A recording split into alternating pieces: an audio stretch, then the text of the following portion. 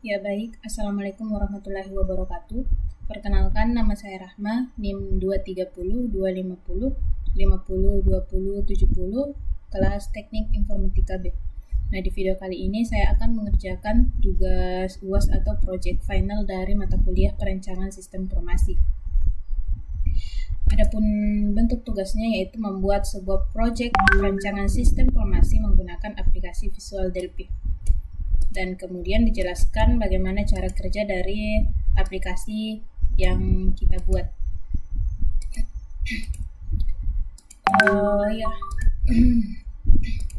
Di sini kita diminta untuk membuat aplikasi menggunakan Visual Delphi.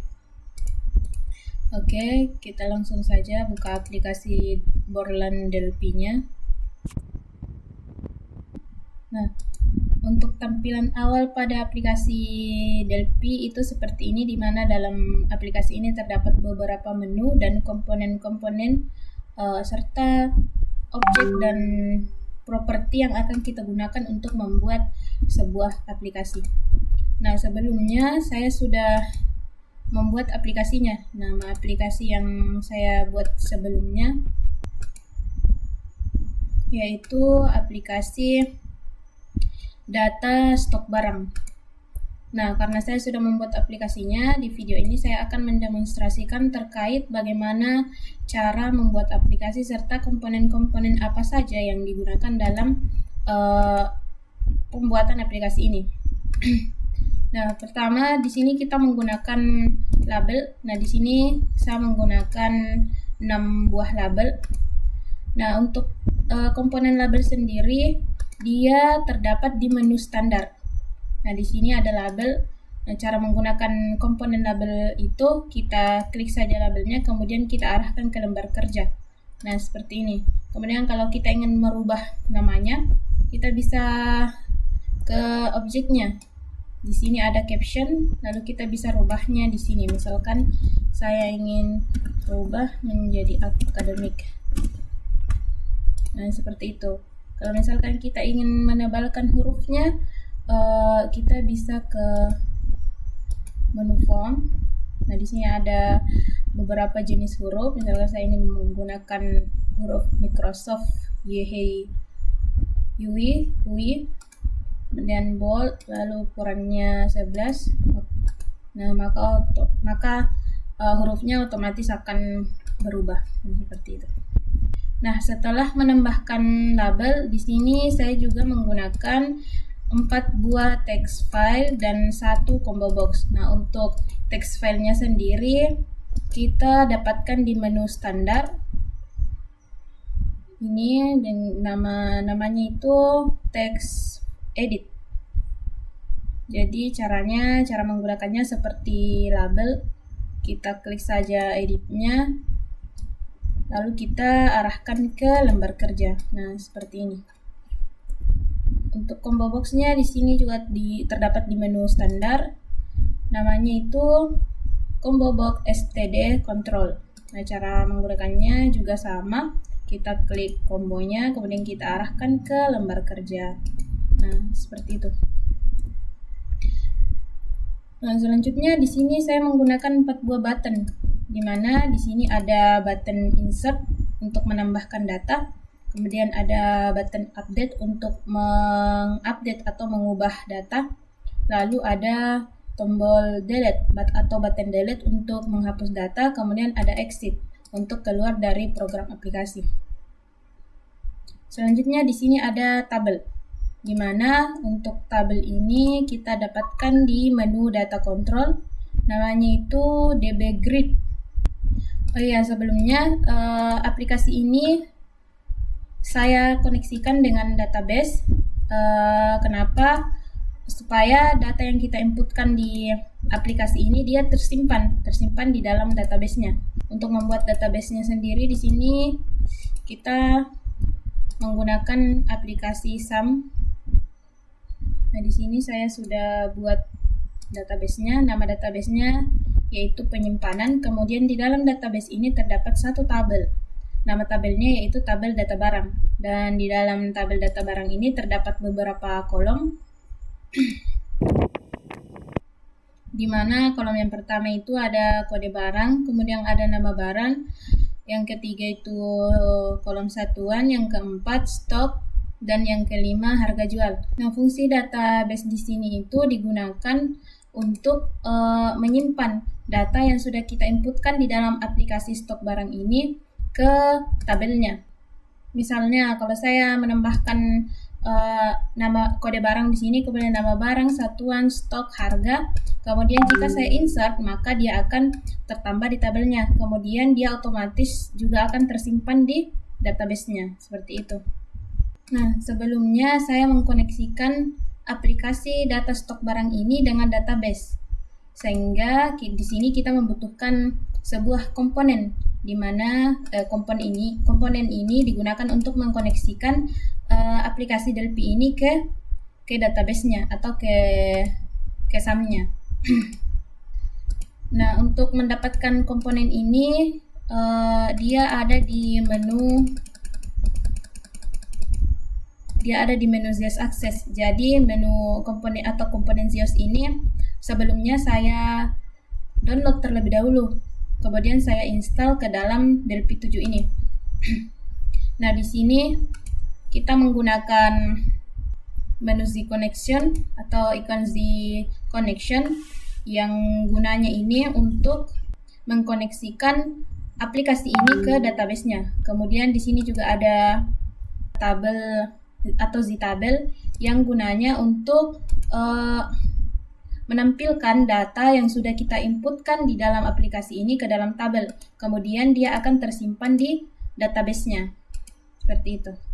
Selanjutnya, di dalam program aplikasi ini juga terdapat komponen data source, yang dimana komponen ini kita dapatkan di menu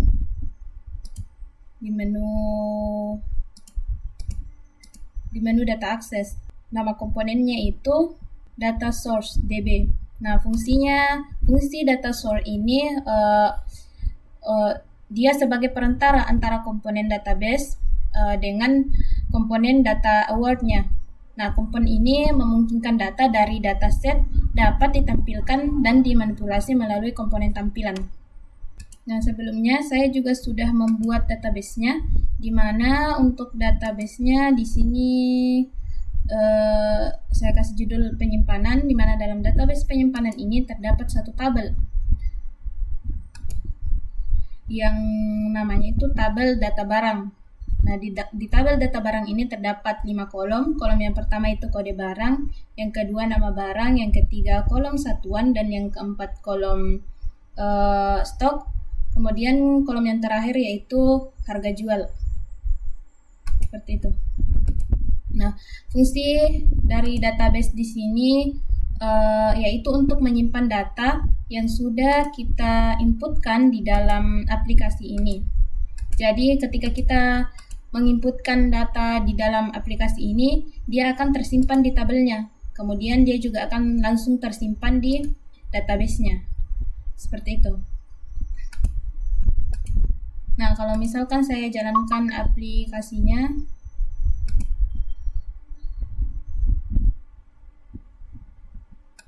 misalkan kode barangnya itu MTX. Misalkan saya klik button insert ini, maka dia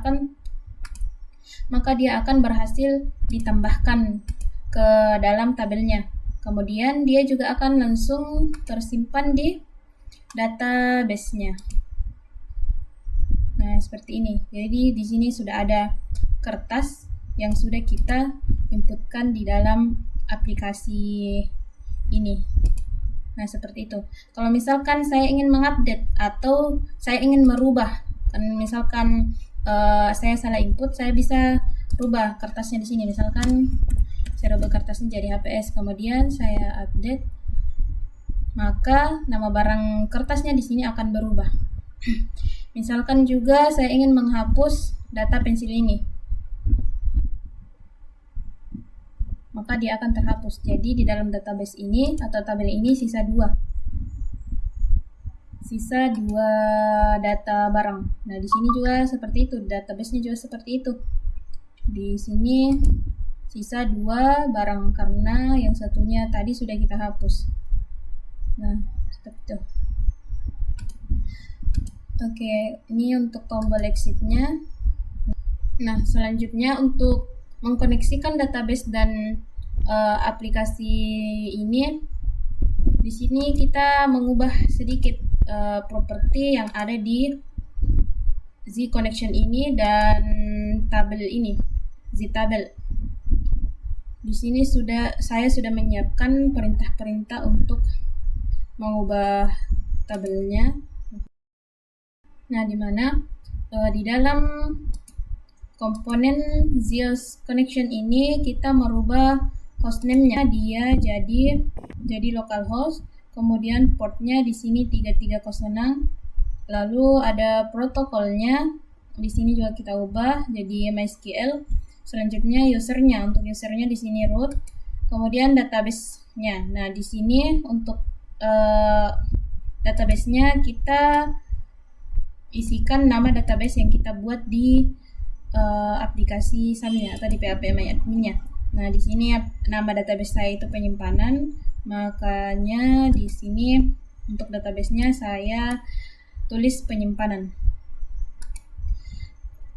Selanjutnya untuk library location-nya, lokasi koneksinya atau perpustakaan lokasi koneksinya. Di sini itu, nah ini lib MySQL. Nah, untuk lib MySQL-nya di sini saya juga download karena dia tidak tersedia di dalam aplikasi Delphi saya. Gitu. Kemudian untuk Z tabelnya di sini kita juga merubah beberapa propertinya. Yang pertama itu kita merubah connection-nya jadi Z connection 1. Kemudian tabel name-nya. Tabel name-nya di sini data barang. Lalu untuk aktifnya dia true. Nah, kalau misalkan kita true lalu dia tulisannya masih false, berarti koneksi kita itu belum berhasil. Koneksi ke database-nya itu belum berhasil. Seperti itu. Kemudian di sini ada properti untuk DB grid-nya. Di sini dimana untuk propertinya kita rubah di datasetnya. Datasetnya itu ztabel 1. Kemudian untuk name-nya di sini dia data source 1. Jadi ini adalah properti-properti yang kita gunakan untuk mengkoneksikan aplikasi Delphi ini ke database-nya. Seperti itu. Selanjutnya untuk codingannya di sini ada coding untuk menambahkan data ke dalam tabel, di mana di dalam coding ini terdapat perintah error. Nah, kalau misalkan ada data barang yang lupa kita inputkan ke tabelnya itu, maka dia akan muncul pesan error seperti ini. Contohnya itu misalkan saya ingin menginputkan data barang, ini kode barangnya sudah saya isi, satuannya sudah saya isi, lalu stoknya juga sudah saya isi, kemudian harganya, tapi nama data barangnya belum saya isi. Maka ketika kita insert, maka akan muncul pesan error kode barang masih kosong. Begitu juga dengan nama barangnya. Kalau misalkan semua text filenya sudah atau semua editnya sudah kita isi, tapi nama barangnya belum kita isi atau stoknya lupa kita isi. Nah, ketika kita menginputkannya, maka dia akan memunculkan pesan error stok masih kosong. Seperti itu. Kemudian di sini ada codingan yang fungsinya untuk menghubungkan tombol insert ke database-nya melalui ztabel 1. Seperti itu. Lalu selanjutnya di button 2 ini sama seperti tadi, di sini juga dia munculkan perintah error kalau misalkan datanya lupa kita isi. Lalu di sini ada coding untuk menghubungkan tombol insert ke database melalui ztabelnya. Nah, selanjutnya di sini ada button 3 untuk mendelete atau menghapus data di dalam tabel. Nah, kalau misalkan ada data yang ingin kita hapuskan, maka kita klik saja tombol delete-nya. Nah, selanjutnya di sini ada button 4 untuk meng-close-nya. Nah, selanjutnya di sini juga ada coding untuk menghapus atau mengubah data kita di dalam tabelnya. Jadi maksudnya di sini ketika kita mengklik, ketika kita ingin mengubah atau mengupdate data atau menghapus data di dalam tabelnya, kita tidak perlu lagi menulis manual data yang ingin kita hapus atau update. Jadi kita bisa mengklik saja tabel atau tabel data yang ingin kita update. Contohnya itu seperti ini. Nah, misalkan saya ingin mengubah kertas HPS-nya, kita klik saja. Jadi kita tidak perlu menulis manual data yang ingin kita update atau yang ingin kita hapus. Seperti itu. Kalau misalkan saya ingin menambahkannya, kemudian jika kita klik insert, maka dia akan berhasil ditambahkan. Nah, maksud dari codingan tadi itu seperti ini. Nah, kalau misalkan saya ingin mengubah data pertama ini, misalkan saya ingin mengubah kertas HPS-nya, kita bisa mengklik saja kertas HPS-nya. Jadi dia akan otomatis langsung terisi di editnya atau komponen editnya. Jadi kita tidak perlu menulis manual lagi data yang ingin kita hapus. Seperti itu. Misalkan saya ingin hapus ini penggaris kertas, delete. Nah, seperti itu. Nah, ini ada tombol keluarnya. Oke. Ya, mungkin cukup sekian video dari saya terkait demo aplikasi data stok barang. Kurang lebihnya mohon dimaafkan. Akhir kata, Assalamualaikum warahmatullahi wabarakatuh.